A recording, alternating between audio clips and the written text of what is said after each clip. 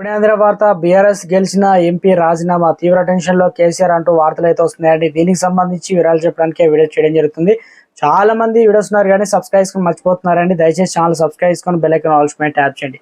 ఇటువంటి important information miss అవ్వకుండా మీ phone notification రూపంలో వస్తుందండి. చాలా మంది మీరు చూస్తున్నారు కానీ లైక్ చేయడం లేదండి. దయచేసి లైక్ చేయండి, ఇన్ఫర్మేషన్ అందరూ కూడా తెలుస్తుంది. బీఆర్ఎస్ తరఫున లోక్సభ ఎన్నికల్లో పోటీ చేసేందుకు ఆ పార్టీ నాయకులు జంకుతున్నారు. లోక్సభ ఎన్నికల సన్నద్ధతలో భాగంగా నియోజకవర్గాల వారీగా భేటీలు నిర్వహిస్తున్న కేసీఆర్ సోమవారం నంది నగర్లోని తన నివాసంలో నల్గొండ చేవెళ్ల బీఆర్ఎస్ నేతలతో వేరువేరుగా భేటీ అయ్యారు. ఈ రెండు నియోజకవర్గాల పార్టీ తరఫున పోటీ చేస్తారనుకున్న ఇద్దరు అభ్యర్థులు డుమ్మా కొట్టారు. Chevella sitting MP Ranjith Reddy meeting కు హాజరు కాలేదు. పోటీకి ఆయన విముఖత వ్యక్తం చేస్తున్న నేపథ్యంలో ఎవరిని పోటీలోకి దింపాలనే అంశంపై మీటింగ్ లో చర్చించారు. మాజీ ఎమ్మెల్సీ కాసాని జ్ఞానేశ్వర్ అభ్యర్థిగా నిలిపితే ఫలితం అనుకూలంగా ఉంటుందని కేసీఆర్ వ్యాఖ్యానించినట్టు తెలుస్తుంది.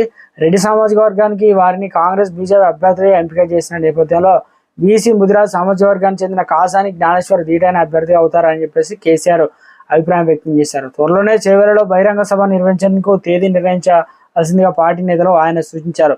మాజీ సబితా రెడ్డి, కాసాని జ్ఞానేశ్వర్ కావచ్చు, ఆయన కొడుకు వీరేష్, ఎమ్మెల్యే కాళే యాదయ్య, ప్రకాష్ గౌడ్, అరికెప్పుడు గాంధీ, మాజీ MLA doctor Anand, Rohit Reddy, Mahesh Reddy, party నేతలు కార్తిక్ రెడ్డి తదితరులు అయితే ఈ భేటీలో అయితే పాల్గొన్నారన్నమాట. నల్గొండ నుంచి కృష్ణారెడ్డి మొత్తానికి తెలంగాణలో మరోసారి కీలక నేత అనగా ఎంపీగా గతంలో గెలిచిన నేత కూడా పార్టీకి సంబంధించి ఈసారి పోటీలో నిలబడతారనుకుంటే హ్యాండ్ ఇవ్వడంతో ఒకసారిగా కంగు తిన్నారు సీఎం. గతంలో బీఆర్ఎస్ కేసీఆర్ గారు సీఎం గా ఉన్నారు. పార్టీకి ఒక్కసారిగా మింగుడు పడలేదు లేదా అంటున్నారు రాజకీయ నిపుణులు.